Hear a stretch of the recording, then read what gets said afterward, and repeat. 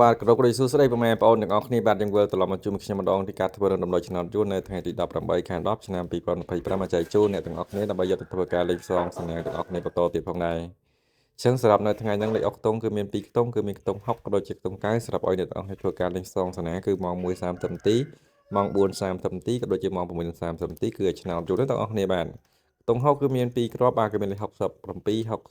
64ដែលក្នុងកៅវិញគឺមាន2គ្រាប់ដូចគ្នាគឺមានលេខ94 96បាទលេខត្រឡប់ក្នុង6និង9មានដូចជាលេខ76 46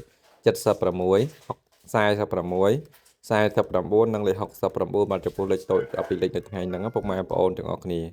បាទនេះលេខធំ13លេខគឺមានចំនួនតែ2គ្រាប់តែបាទលេខធំទី1គឺ467ពុកម៉ែបងប្អូនអស់គ្នាលេខចាក់កូននិងលេខធំទី2នោះគឺលេខ437ពុកម៉ែបងប្អូនអស់គ្នាបាទ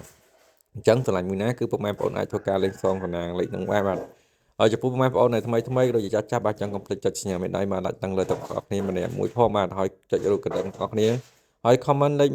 168ទាំងអស់គ្នាម្នាក់មួយផងពុកម៉ែបងប្អូននៅថ្ងៃទី18ខែ10ឆ្នាំ2025យ៉ាងនេះយើងមានតែប៉ុណ្្នឹងទេមកចែករំលែកមកចែកជូនពុកម៉ែបងប្អូនទាំងអស់គ្នាដើម្បីយកធ្វើការលេងសងសំណាងទាំងអស់គ្នាផងដែរជួបគ្នានៅថ្ងៃទី19ខែ10ឆ្នាំ2025នៅថ្ងៃស្អែកបន្តទៀត